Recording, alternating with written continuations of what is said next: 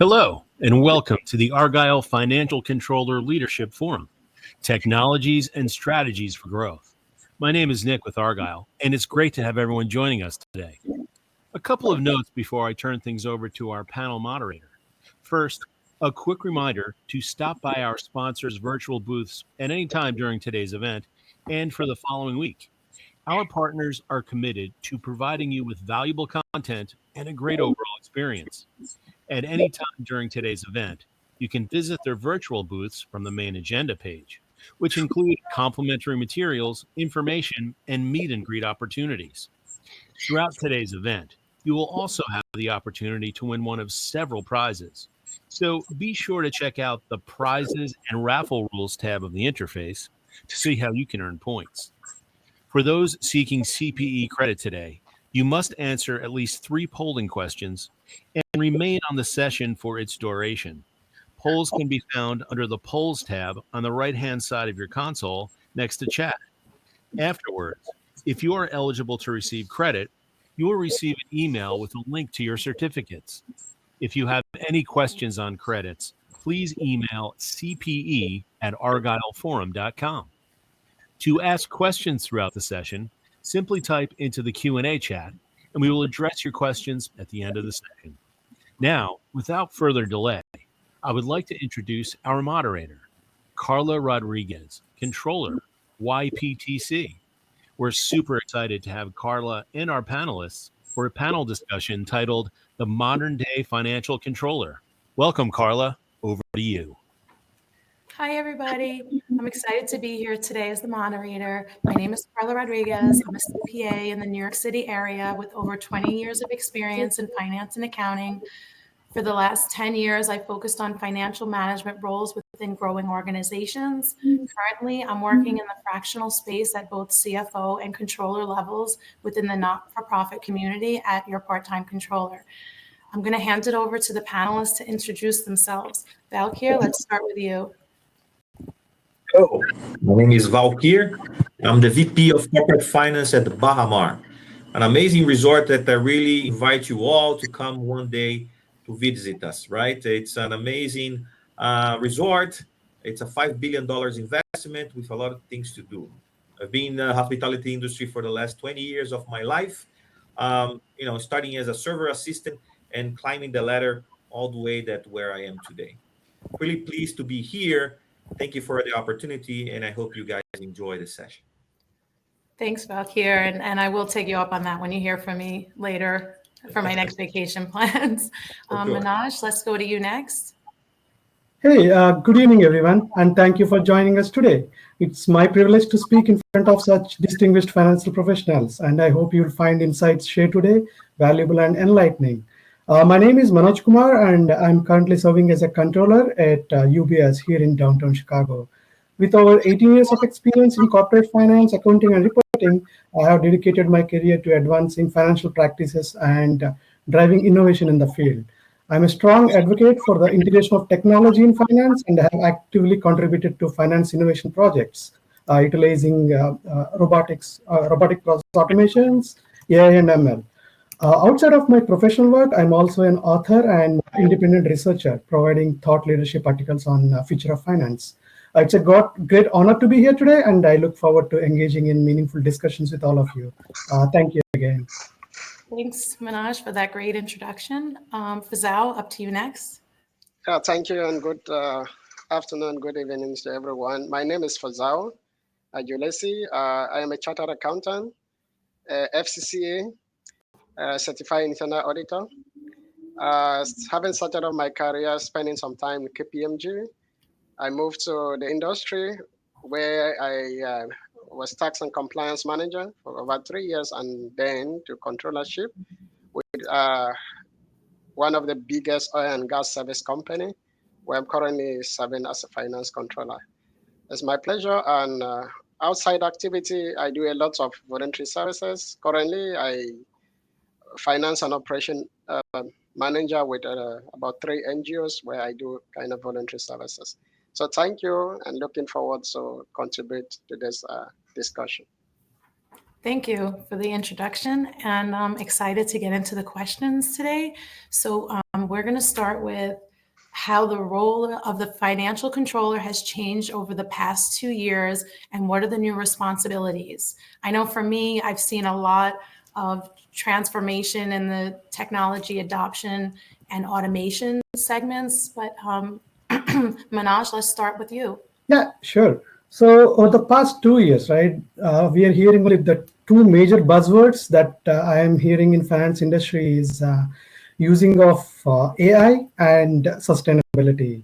So financial controllers increasingly found themselves at the forefront of these projects. They were heavily involved in these projects, and so basically, like why FCs play critical part in implementing these is because controllers handle vast amounts of operational and financial data daily. This hands-on experience positions them uniquely to identify inefficiencies because wherever the efficiency is there, that there is a chance for automation. So as a financial controller, where you work at the ground level, you know what processes are can be streamlined efficiently and where you can deploy all these machine learning and the new AI tools. Secondly, the focus is on sustainability, right? So even for the sustainability is not a financial reporting previously, but a wide adoption, right? Like IFRS S1, as you know, in 2025, it will be going live. So whoever is implementing the IFRS, that means it's no longer a non-financial item. So sustainability is getting integrated to financial reporting, and there is a lot of data. I think if you see any of the sustainability reportings, there is around like 180 pages of reports that big companies are nowadays producing. So a lot of metrics should come from finance, and those metrics should be integrated into the finance. We already have our hands full, but sustainability is coming. So keep gearing up. So you will have to deal with a lot of other many metrics that you need to handle. And when it comes to finance, right?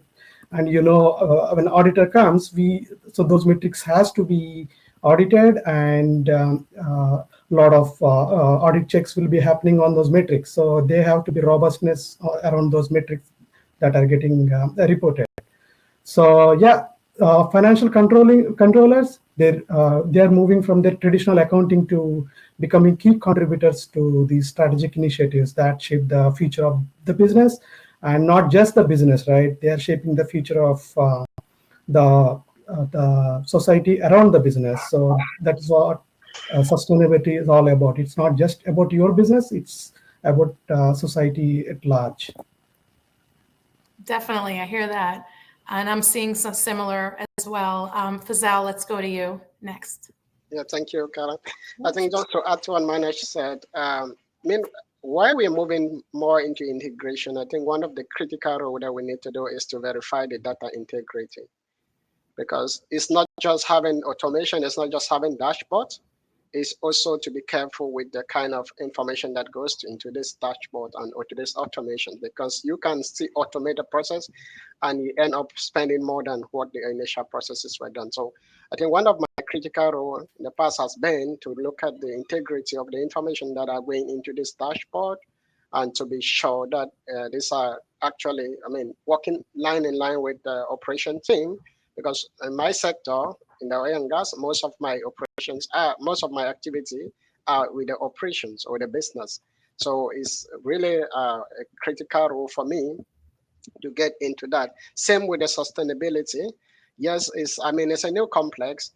My role is changing more into, not just finance, but into compliance as well, because talking about sustainability, you will need a lot of compliance stuff that needs to be done. So it's no longer having someone stand by as a compliance officer or risk management officer, but you as a controller, you also have to be sent to be compliant, because when the audit comes in, the auditors will be talking to you, and you have to defend this the company.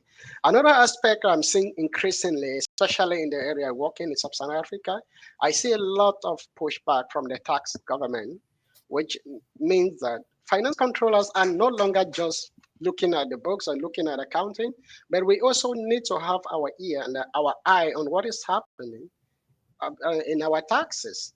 I'll give you an example. Most multinationals, most oil and gas companies are multinational companies. Finance controller in the past would just care about, the group reporting. The group reporting, IFRS, US GAAP, and so on. But what happened with the local accounting that generate a lot of exposure? Some people were paying little attention, and I'm seeing this and this affecting us a lot because I know about this because of my tax background. When I did the first 3 years as tax, so moving to controllership, I see a lot of insight and a lot of input, and I've been able to also speak to my colleagues to have a bit of this knowledge. You have some exposures coming to, let's say, VAT write-off. You should be able to have some of this basic knowledge to be able to, to ask your tax manager, why are we writing off this, why this? So you can see, you can have a lot of savings there. So thank you very much. We talk, contribute in other questions. Yeah, thank you for that. And I definitely, when you think of, collaboration and compliance and tax knowledge, I think bigger companies, you'll coordinate more with other departments, but smaller companies, you'll wear all those hats as well, the changes across certain organizations. And thank you for that. Valkyr, we'll go to you next. Yeah. So all these amazing things that is happening today, right, in terms of automations and in the new way of doing accounting, all these basic needs being met by technology, right? It's really transforming our day-to-day job, right? I'm a people person, which means that it's giving us more time to connect. So the financial controller, right, the controller positions and VPs and CFOs, the C-suite, what is happening is that they're becoming business partners, right? More connected to the departments in operations to understand what is happening, what their needs, and then we are creating this synergy that was never seen before. Before you had this very structured type of personalities going around and everybody kind of saying amen for them. Right now, you see more and more people engaging with the financial controllers, which brings a lot of value to the companies. We are becoming, right, guidance leaders, and that's amazing, right? Because we can go faster when everybody's kind of together. So, yeah, that's how I see this evolution in our roles and department. Definitely appreciate that. And the thing that I've noticed in my experience is sometimes we have we have that oversight over other departments. We see the reporting, we know how the operations work. So we're able to kind of tie it all together, not just in numbers, but with that value add, like you mentioned.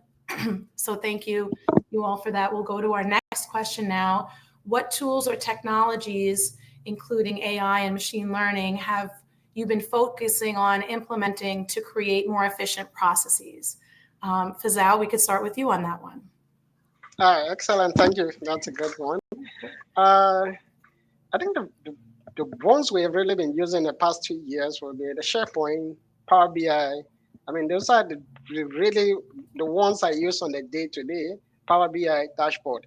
Initially, we had to run a lot of analysis on Excel, but with the invention of Power BI, where our data team were able to set up, of course, we work with them, and I initially said, we did not just get the dashboard, but we were contributors to this dashboard because we're able to verify the integrity of the information. And from time to time, I will sit down to work with my data team to say, okay, the information, to understand the flow of this information. So the one I've really been focusing on is the Power BI, and I can see this has really helped me because instead of running GL from SAP, I just go to the dashboard. With one click, I'm able to see what is happening, to do a refresh, see what is happening with my IBT. And of course, I can drill down to, certain cost line to understand what is really the issue. And of course, I can speak. Also, SharePoint has really helped us. We are now able to just have a common file where everybody can update, especially on month-end closing. I have to chance my operation team to send in their, let's say in the oil field, we say sign ticket. When you do a job with a client, you have to sign the ticket, and then it is based on that we can recognize the revenue. So having a common dashboard, SharePoint, where everyone can get in to update their data and be able to have a meeting and review the data has really helped me. So technically, those are the two I really have been focusing on. But the rest of it, like the AI, I think my data engineer have really been the one piloting that, and it's mostly in the technical field. That's great. And I agree, like, with the reporting and the Power BI, I think most people think of that, but you bring up a good point about SharePoint. Well, I know in my organization, we use SharePoint a lot, and we're able to share with, people across the US and so on. But something else that we use that I wasn't really thinking of, increasing some automation and some AI for collaboration. We use Google Sheets as well across different clients. So we could share on their platform and we could edit the same documents. So that's kind of brought a different element of that collaboration with, across the organization. So thank you for that. Okay. Yeah, I just wanted to add a point. Something sure, we also like just developed is not operational or worldwide, as the ability for vendors to submit their invoice directly too. So I'm able to receive the invoice from the system that have been created. We also able to submit our invoice on time to submit without necessarily going to the client office to submit. And this has really reduced the cost. We used to have, I think, 5 AR accountant in my department, but today we just have, I think, 2 people who are running after the payment because we are no longer going to submit invoices, physical invoices to the plan. So it's another innovation that my company has introduced and which I see great. A lot of savings there. Great, thanks for sharing. That's another one. That's great. Okay, Valkyr, we'll go to you next. Yeah, in terms of specifics, right? So we're still in baby steps in terms of AI and machine learning because there's plenty of products in the market that promises you the heaven, but be careful, right? Because still there is something very interesting that I always say, right? Your boss doesn't want to blame on a robot whatever is wrong. So that he wants someone to blame, right? And that is us, right? We take the responsibility. But again, that's why we need to be very careful with technology. So in terms of what we use here at Baha Mar, right, we like to say that we are pioneers on this technological front for hospitality industry, and then rely heavily on RPAs, which is like a robotic process automation, right? So dumb task being done by a code, sending emails, warnings, things like that. So we use a platform called UiPath, and then we have some consultants that help us to build all these codes to do repetitive tasks. So if you think about what you can do inside of finance, right, here we established 3 pillars, right? We like to say the first one is local automation, something for you guys to consider. Hire a programmer inside of finance. Don't let that for IT, a programmer for finance, right? Then we call that local automation. The second pillar for us is RPAs, right? We have a company that help us to build all these robots that can do a lot for us. And the third one, that's not least important, but actually is what we call enhancement of the actual tools that you use. There are plenty of studies that say that you only use 15 to 20% of the systems that you have, and that is a waste of money. So having the vendors actually keep training you on those tools that you have, being the C-Suite or QuickBooks or whatever tools that you use, it's very important. So right, instead of automating something that's already a core feature from their system, right, you're going to save a lot of money. You just press one button and then you have it, what was already built in the system. So be careful with these buzzwords that's happening right now. But yes, you need to jump on this train because it's already departed. Technology is here to stay, and then we need to leverage it. Thanks for sharing that. And I definitely agree with your point about having someone in finance help with the coding, because the same experience I've had with kind of the language or the translation in between the departments. Absolutely. Minaj, we'll go to you to the next one. Yeah.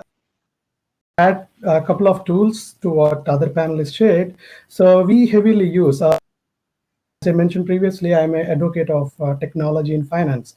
So I've been working on automation projects for like finance transformation projects for a couple of years now. So when I started, it was very difficult. I didn't understand anything about the coding, but now it's easy to know. I mean, initially it will be a little difficult, but the moment you get hands-on, you'll slowly understand how easy it is. So I'm not an expert coder like the data engineers, but yeah, I can at least know what's happening around.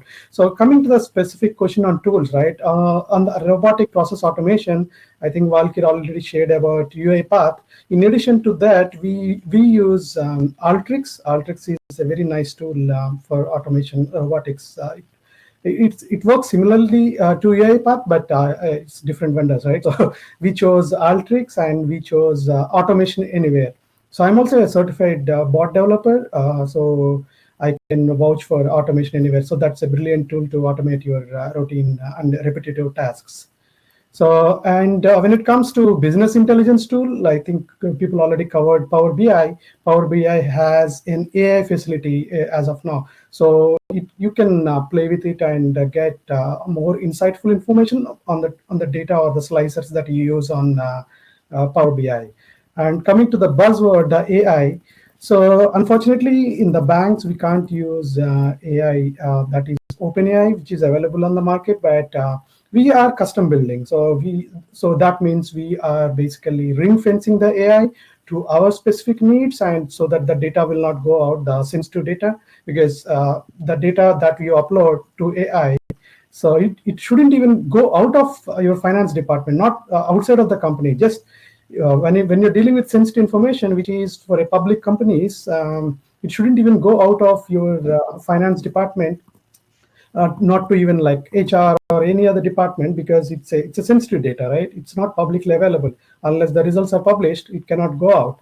So that's where we are struggling to do the AI, where it will restrict us only to specific areas. So we're calling it as like ring fencing. But yeah, we are using Python and other available solutions to ring fence the AI within our, but we are actively working on it. Yeah, and when it comes to the outside tools, I mean, I didn't use them in my company, but I got fascinated by their features when I tested them. So I like the CRM analytics, that's by Salesforce, and they have a AI called Einstein. So that's really good. You should give it a try. We have in the market, it is available. I think demo is free for like 30 or 40 days. I would suggest to give it a try, load some data, and you can ask specific questions. That really is good. And I also got fascinated with a tool called a Data Snipper. That's an Excel add-in. So that is also really good. Apart from this, already heard about Data Rails. That's an FP&A solution. That is also like it's useful for like scenarios and planning if you're into budgeting and financial planning. Thank you. Yeah, and thanks for all the suggestions. There's so many out there, and I have heard a lot about companies creating their own AI, especially due to sensitivity. So I appreciate you bringing that up. Okay, we'll move on to the next question now. What does successful collaboration and communication with the CFO, stakeholders, and other key players in the business look like? Valkyr, we'll start with you. Sure. So right now, I think it's already known to everybody that we are going through a revolution, right? The revolution of data, right? This technology is really data and intelligence, right? AIs and machine learning, all these things. So we are the generation that is going through, right? We are digesting, and then we are understanding and trying to navigate those waters. So as you can see, the more technology that we put in, right, it gives us more quality time. And again, I'm a people person, to connect, right, to improve people's life, right? Those meaning our employees and our associates, in our companies. So during these different forums and sessions that we participate throughout the year, there was something that very particular that I heard from a labor lawyer. So she was talking about the triad, right, that she likes to call in the companies, which is made of the departments that always touch every single department in the company, which is finance, right, from the numbers perspective, and HR. So from the triad, you have already two main points of contact that should be involved in all the things that happens in the company. So HR, finance, and the operation department. So the triad of success. So what it means, but that you always, right, engaging with your operations without this disconnection that sometimes happens with HR. So if you implement this triad in your companies, in a way, you're always safe. You're always taking care of your associates, and then you're always addressing things properly, right? Taking care of that human side of it. So the thing is taking, advantage of the technology, so you can actually become realistically that business partner, not an audit, right? Type of person. We are not pointing fingers type of professionals anymore, right? We are here to help and to make sure that these companies stay afloat for long periods of time, right? So the way that you communicate, it's very important. Right now, we are together, shoulder with shoulder, right? Because we are in this together. This is like a boat that everybody needs to, see the same direction, and then, keep going to the same direction. And there is only one way. When you understand that by yourself, you're nothing, right? We need our partners to grow together and then to accomplish these amazing goals that we set ourselves, for 1, 2, 3, 5 years. So that's pretty much what I believe that should be the communication, right? It's engaging more with the different peers, and of course, right, and helping them to see the same thing that you believe it's true, or you received from the upper levels. Thank you for that. And definitely, we're not just messengers, we're business partners. We want to, add value. So definitely thank you for sharing those. Let's see, Manoj, let's go to you next. Yeah, sure. So Valkit already covered so many things here, and those are like really insightful.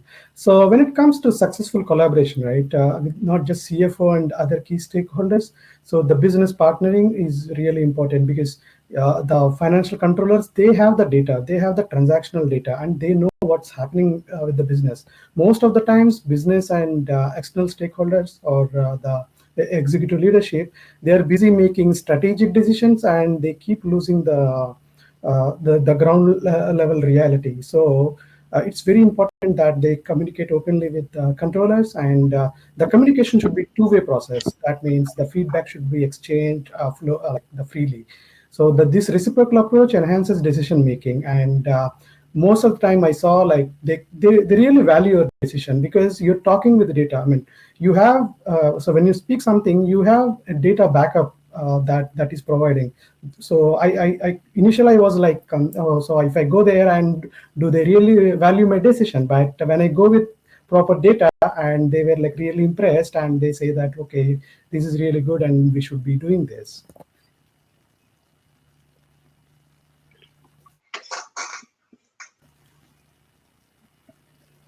I think you're on mute. Sorry about that. Some background noise here. Thank you for your points, Fazal. Let's go to you next. Yeah, I think not to repeat what the other panelists have already said, I think the critical part of saying in terms of collaboration is business. My company is currently trying to change our title to business partners, finance business partners rather than controllers, because given the sector we work in, most of my hit or cost impact comes from the technical. So it is critical as us controllers to be, especially on project specific, to be at the design phase on the project, to understand completely the project, and to see where you can already start streamlining the process, and where you can already start mitigating the risks. Giving an example, we had a project where we had a lot of chemicals that were imported, but when they did the planning process was not, they didn't do the planning process correctly, and they had to import a lot of chemicals. When you import a lot of chemicals, it means you have to pay warehousing, it means you have to pay transportation, and so on. When these chemicals are expired, they will equally hit your P&L. So if you are part of that planning from the beginning, you are the planning, you understand the design of the process, you see where you can add, and then you follow up with the technical team. I mean, on a day-to-day to understand the stage on which this project and what are some of the risks you need to anticipate and already report to management is key. Just going to, he mentioned about having a board meeting. Having a board meeting, yes, they'll be talking about a lot of information, but you having that discussion with your operation team, you equally will understand and you will contribute clearly on what is happening in the company, and also be seen as a business partner, not just someone who come with data, but you're seen as a contributor. You've spoken to HR, you know what's going on there.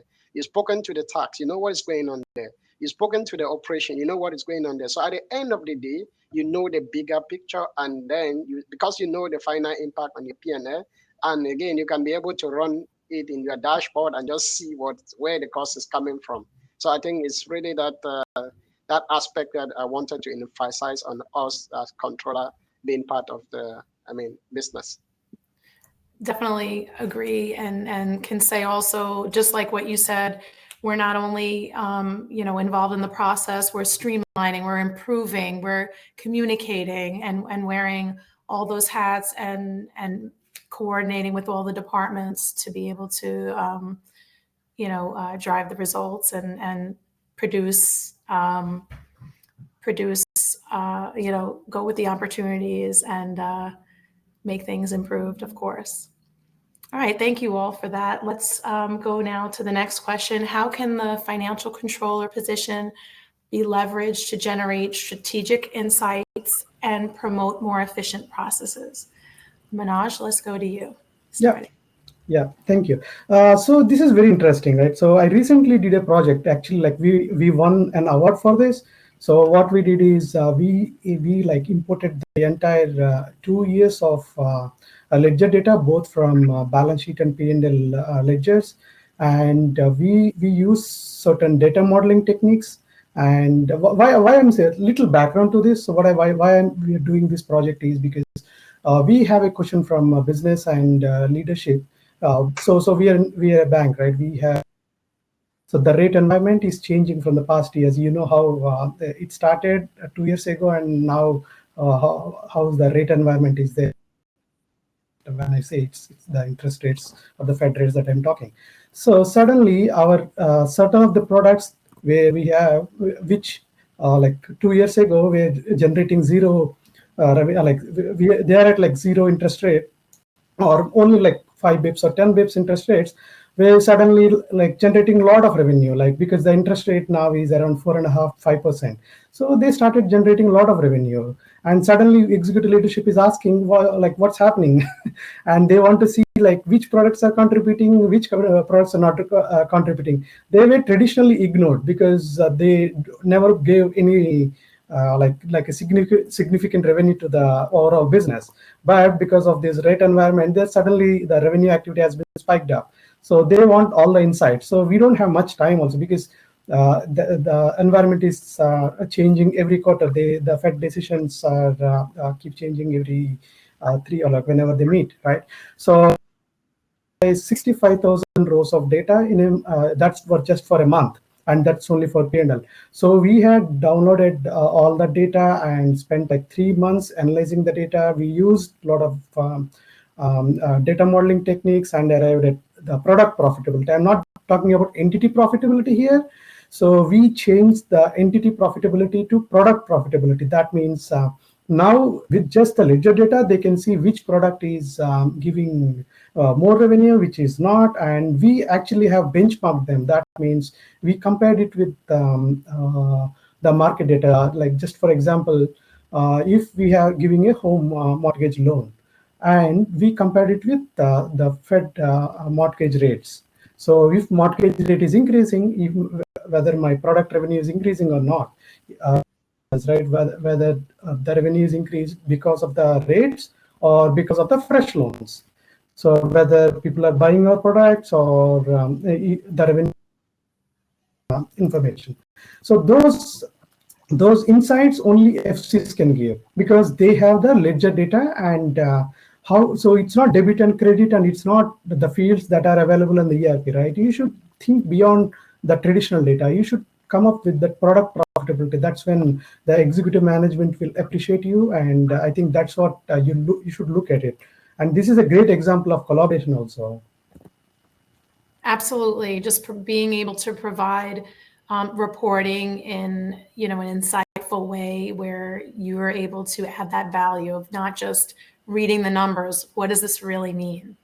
Definitely agree. Okay, Fazal, we'll go to you next on this one. Yeah, okay, thank you. I think it's critical finance controller role, as we called ourselves finance controller, but I think I'll be calling with the term my company is calling business partners, because I think it's really critical for us to understand the business. And each time I open my P&L, look at my processes, I'm looking at cost savings initiatives. At the end of the day, the management, the boards, the one higher profit, and higher profit might be with same resources, I can say with little or no investment. So it is critical for us to constantly look at our processes and to see what some of these cost savings initiative that we can have in order to generate more IBT and so on and so forth. And one of these that I've been able to leverage so far, and my company is really trusting me in, is to review our contracts with clients and vendors.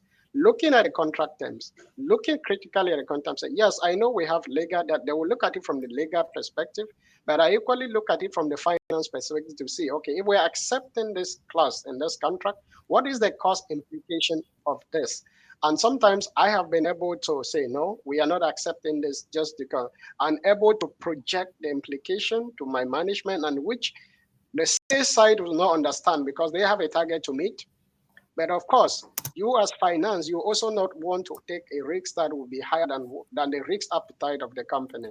So at the end of the day, we are able to leverage on that to come to a conclusion with the sales team to say, okay, look, yes, we know we have a target to generate this, but look at the profitability, just as Manuel said, look at the possibility of this contract, taking into account the risk factor of it, the risk of accepting this. And you see, by so doing some of these decisions at the end of the day, the sales team are coming back to say, oh, we did a great job because finance was able to do that. And sometimes, yes, I like call you, yeah, we shouldn't, we know when we go to finance will want to reject that. But because of the contribution you see, and later on we see the implication, it is really, really helpful. And I encourage everyone to really be changing that notion of using just the general ledger and so on to really be a business partner. Perfect. Thank you for that. Valkyr, we'll go to you next. Actually, we have just 3 minutes before Q&A, so. Quick. So I'm going to challenge you, right? I'm going to challenge you, the 55, people that is in our session. So we, as controllers and financial leaders, we hold the key to the gates, right? We decide what goes and what time, and then we hold a lot of power, right? So the challenge is this: getting to know the department leaders, your business partners, enough to know what are their needs before they ask. Imagine what that means. And I'm gonna leave you with this challenge, right? Get to know your business partners to such a point that you don't need them to ask you for anything, right? You already know, and then that's what is true help means from our. Thank you. Thank you for that. All right, so I think it's a good stopping point to start with the Q&A. The first question here is how much time it will take to implement the typical RPA. I know Valkyr and Manoj, you spoke about that. So either one of you want to start there with that? Sure. So the first thing that I always tell our partners is there is a period of time when you are contracting those companies that it depends on your structure. It could take a year, whatever. It's your timing. But after that, less complex and mid-complex processes, it could take from 2 weeks to 6 weeks, right? It depends on those levels. And more complex ones, it could take from 2 months to 6 months. More than that is because maybe you don't know what you want, which is okay as well. But then, you need to be very attentive for this type of automation, because you have consultants, you have the tools, so you need to know what to do. So that's kind of what I see around here.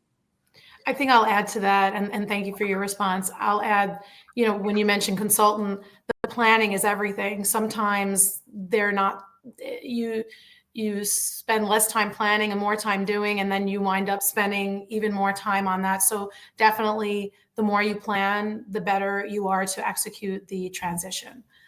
For the next question, I'll put over to Manoj. How do you handle fixed costs and indirect costs with productivity profitability? Yeah, that's a great question. That's where a lot of time will go, right? Like direct cost. I mean, so we can put revenue, but when it comes to direct cost is simple. Like you already identify the cost to the product. But when it comes to indirect cost or other regular cost, the key here is the allocation. You should have the allocation methodologies correctly. I mean, every entity we have to define their allocation methodologies based on probably one allocation methodology you can use is the revenue, right? Like how much revenue each product is getting. So probably based on that you can start, but every entity has their own policy of defining these allocations. So yeah. Okay, thank you. The next question: how financial controller handle multiple tasks from financial planning, reporting and analysis, and stakeholder management? Fazal, I'll send that one to you. Thank you very much. I think with technology, it's very easy these days because you are able, like I said, in my case, we are really technology focused. I'm able to, the dashboards, Power BI are able to do a lot of things. So I put, and also, we shouldn't forget the importance of the shared service center. I don't know how many people are in the panel that the companies use shared service centers. But most of the data processing are done by that shared service center. And what I do, a controller will just look at those data, and if I have anything that is is unclear to me, I'll probably will go back to them. Now, my greater time is spent with the business because that's what I really do. Sit with them to do the planning, annual planning, quarterly planning. We do the ROFO. We try to estimate and see what's happening, and of course, on a month-to-month basis, I will follow up to understand what's going on. Also with them to review contracts. So it's an embodiment of all, sitting with them in the planning, making sure the contracts that we are submitting, we are really protected. And of course, the profitability has been correctly estimated. And of course, I'll follow up to see how these contracts are going and how much revenue we are trying to do by giving them the analysis at the end on how much we'll be able to generate from this contract. Sure. Thank you. Next question we have here: how do you see the evolving role of financial controllers impacting traditional finance department structures? I know I could say for this, my departments, I've seen over the past couple of years shift to different kind of skill sets. We have, less of the data entry and more of like the technologically savvy, you finding new systems, using new systems, finding new ways to automate. Again, a different kind of creative brain to streamline, and how do we make things better and improve versus, typing from here to there. So that's one big thing I've seen, definitely. And I think in general, people have heard of, talent being such a new kind of stage of how do we find talent? How are we sourcing talent? And I think that's a big thing because it's the role itself is evolving and the departments are evolving. But I'd love to also welcome the panelists to answer that as well, to let us know what they're seeing. Sure, I can add here pretty quick, right? So when you talk about effective change, be careful because anything that comes from top down, you're gonna have a lot of difficult times. So be smart, participate your team in those big decisions because these really impact their lives. So bottom up, and this is from my experience, always it's better when you get the buy-in because there is a lot of let's say, fear about losing their jobs, right? And then you need to make sure that they understand that we are automating tasks, not people, right? So bottom up, participate them, and then boom, you have the engagement, and then it's amazing from there. Great points.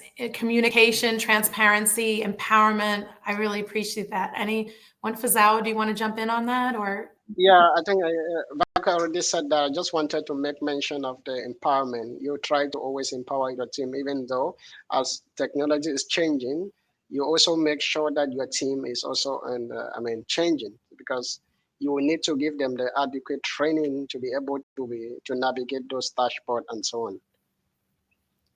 thank you. Okay, we have about 5 minutes left. I think I'm going to try one question and maybe have Manoj answer this, since he didn't answer the last one. How can we effectively balance operational duties with the strategic responsibilities now expected of us? Yeah, so, okay, this is very interesting. So, I mean, you can always do your regular activities, but that doesn't give value, right? When senior management sees you doing the same activity again and again, they don't see any efficiency in that. You should be involved with strategic projects. So I know taking projects it's an effort, right? So I know it's an effort, but that's where the recognition comes. That's where people will start seeing you as a thought leadership, and the value comes in here. That will take you long in your career as well. Just doing the same thing again and again will not take you anywhere. So it's important to get involved in the strategic projects. You have to take time. You have to find a way. You have to get rid of the. So that's where the RPA and other automation tool comes, right? When you're doing the same activity, it doesn't matter anything. So I know, there is another question here where they're saying the RPAs are already embedded, but there are a lot of operational activities which are not in ERP that can be automated through RPA, and then you get a lot of free time, and you should get involved with see there what is the objectives and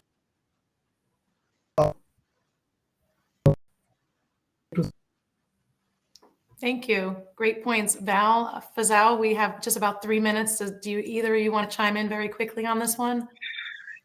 Yeah, maybe. Of course, like I said, depending on the company you work for, and like I said, we mostly have those operational tasks done by shared service, and most of the tasks I do are more strategic. And also believing that before becoming a finance controller, you must have gone through the operational part. So as a finance controller, you're more strategic. You're not looking at looking at those operational aspects of it. So your focus should be more on how did you influence decision from operation and from senior management, because you're like a gateway from senior management and operation and also your staff. So that should be your focus on trying to influence the decision, not looking at doing the basics financial stuff, because you definitely will have maybe a receivable or AP accountant or treasury accountant who are doing that. So that's not, to me, that's not really your job. But depending on the setup, there are some companies that are, the people are still doing all of that, but it depends on the company. Yeah, and then don't close yourself for at least to hear all these vendors have to say. Take advantage from everything that we said here, all the different vendors. Call them, have a talk, right? Understand their product. Don't have concept of something because you think ain't gonna work, right? So talk to them, be curious, understand what they can offer, and see how that can fit your needs, right? How can that help you? Because remember, the automation train, it's gone already, right? We can't be playing catch up. You need to be on board of this as soon as possible so you can free your time to really focus in what matters. Thank you so much for that. And everyone out there, thank you so much for listening. And we had such a great time. I had a great time moderating today, and have a great day, everyone. Back to you, Nick. Great. And thank you all for such an insightful panel discussion. I also want to thank everyone else for joining us today. This session, along with all of today's content, will be available on demand following the event. Our next session will begin at 2:05 p.m. Eastern Time which will be a keynote presentation titled Combating Financial Threats and Prioritizing Security. Please click on the join button that will appear on your screen to be redirected to the next session, and we look forward to seeing you there.